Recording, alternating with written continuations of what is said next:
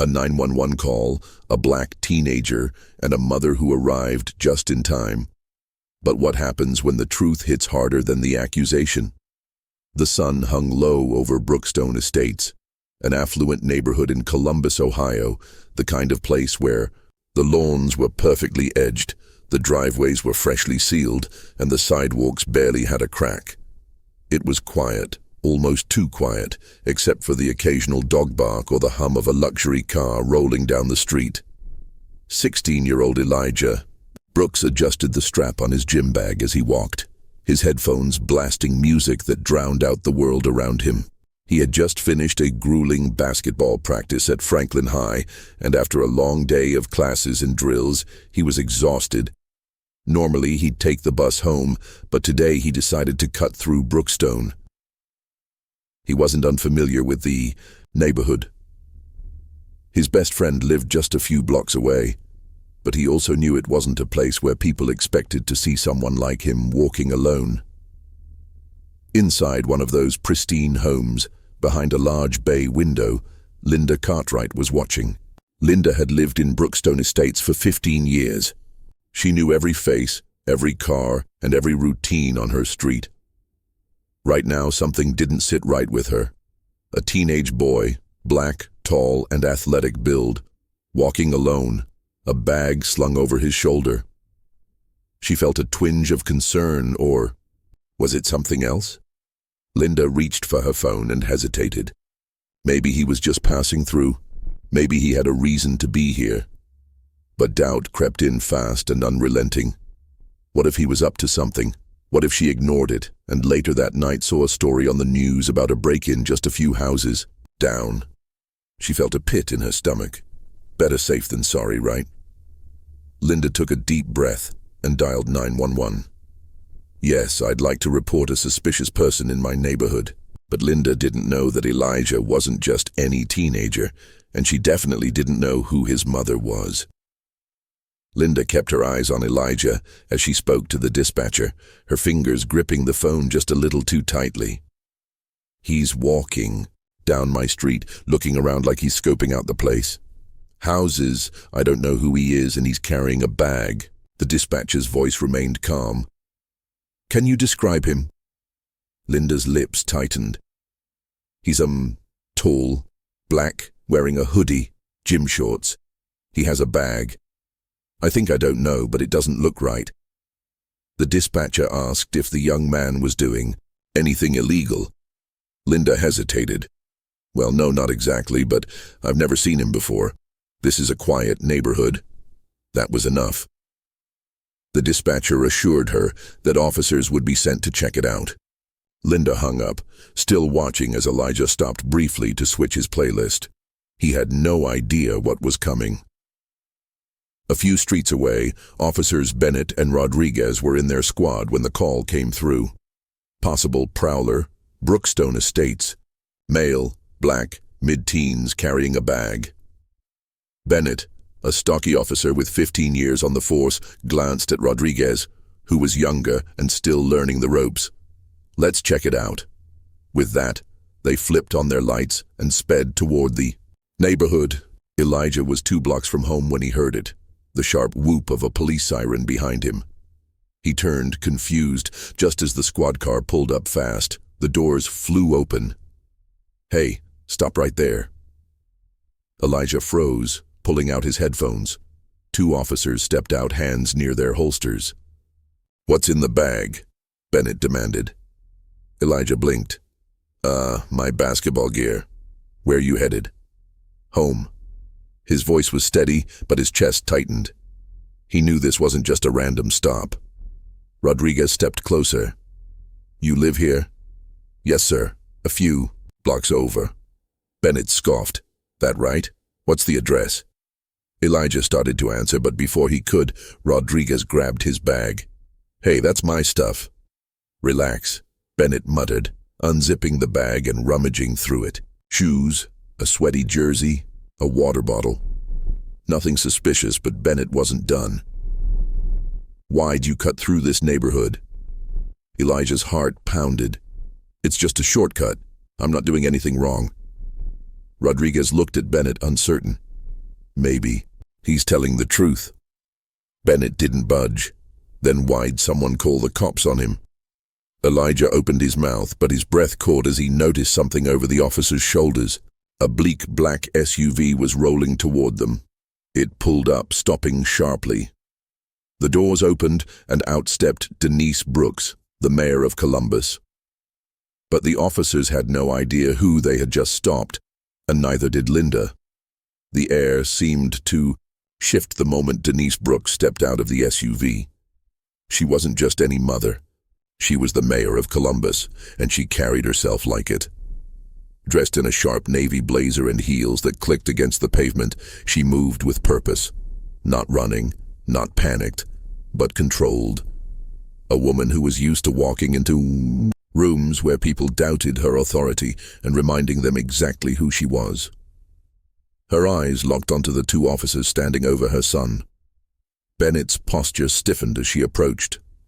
He had seen her before on the news at city meetings, but it took a second for his brain to catch up to the moment. Rodriguez was the first to speak. "Mom, I need you to step back. We're handling a situation." Denise didn't flinch. "Oh, I see that." Her voice was smooth but sharp enough to cut through steel. "And what exactly is the situation?" Elijah exhaled, relief washing over him. "Mom." She held up her hand, a silent message. "I've got this." Bennett cleared his throat. "We received a call about a suspicious person in the area." Denise arched a brow. "Suspicious?" Rodriguez gestured to Elijah. "We stopped him to ask some questions. We need to confirm if he actually lives here." Denise let out a slow, measured breath. Then she pulled out her phone, tapped a few times, and held it up. "That's my son." On the screen was Elijah's student ID, their address, and a picture of the two of them at a community event just last month. Silence. Rodriguez shifted uncomfortably. Bennett's jaw tightened. Denise wasn't done. "So tell me, did you stop him because he was suspicious or because someone assumed he didn't belong?" Neither officer answered. Behind them, Linda stood frozen in her doorway, watching the entire thing unfold. She had recognized Denise the moment she stepped out of the SUV, and the moment she put the pieces together, her stomach dropped. She had called the police on the mayor's son.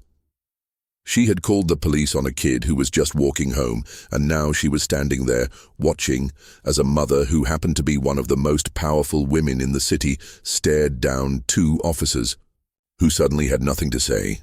But just because the officers had gone quiet didn't mean Denise was done talking.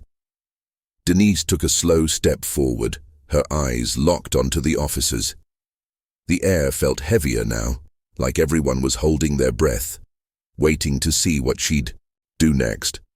She didn't yell, she didn't curse, she didn't have to.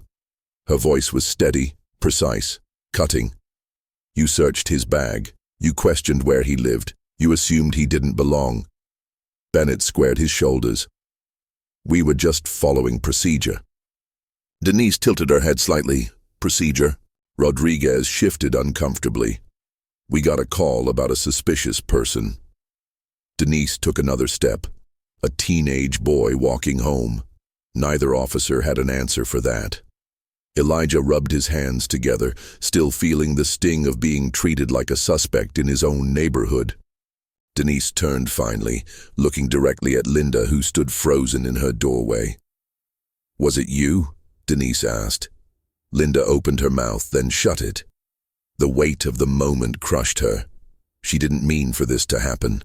She didn't think it would go this far. She wasn't racist, she told herself. She was just being cautious. But now she was staring at a mother, one who had to leave her job, rush into her own neighborhood, and defend her son from the police over nothing. Linda's face turned red. She swallowed. I just thought." Denise cut her off. "You thought what?" Linda had no answer that wouldn't make her sound exactly like the person she never wanted to believe she was. Denise's gaze didn't waver. "Do you know what could have happened here?" Linda looked down. Elijah could have been tackled, arrested, slammed against a squad car for resisting or worse. And all because a woman who had lived in the same house for 15 years decided that the sight of a black teenager with a gym bag was enough to dial 911. Denise didn't need to say it. Linda already knew. The officers knew too, but instead of apologizing, Bennett shifted.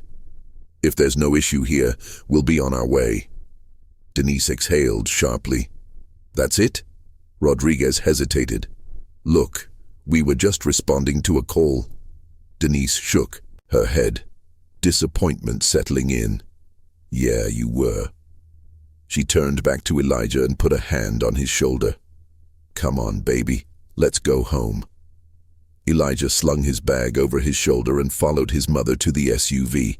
The officers walked back to their squad car, muttering under their breath, and Linda just stood there, arms wrapped around herself, watching them drive away. But for Elijah, for Denise, for every black family that has had to explain their existence in spaces they have every right to be in, this wasn't over. The ride home was quiet. Elijah sat in the passenger seat, staring out the window, replaying everything in his head, the flashing lights, the way they searched his bag like he was a criminal, the way the officers had looked through him, not at him. Denise gripped the steering wheel a little tighter. She knew this moment would come eventually. She just didn't think it would happen so soon. After a few minutes, she spoke. "You okay?" Elijah let out a slow breath. "I don't know." She nodded. "I get it." He turned to her. "What would have happened if you weren't there?" Denise's stomach clenched. She didn't have an answer she wanted to say out loud. Instead, she reached over, squeezing his hand. "You did everything right." Elijah sighed, and it still didn't matter. Denise looked at him, then really looked at him. A 16-year-old kid still sweaty from basketball practice, still carrying the weight of a moment that never should have happened. She knew this wasn't just about today. It was about every story like this. Every kid like him, every parent like her who had to teach their children how to move in a world that saw them as a threat first, a person second. Across the neighborhood, Linda sat in her living room staring at the phone in her hands. The same phone she had used to call 911, the same phone that could have been the reason Elijah never made it home. Her stomach twisted. She thought she was being cautious. She thought she was protecting her neighborhood, but now she realized she had just been afraid. And for the first time, she had to ask herself, afraid of what? She looked at the screen of her phone, and then, for the first time, she asked herself the question she had spent her whole life avoiding. What if the danger wasn't him? What if it was her? Now ask yourself how many times a call like this has ended differently. How many stories like Elijah's don't end with a parent showing up just in time? And how many times do people like Linda get to walk away never thinking about it again? This isn't just a story about one afternoon in one neighborhood.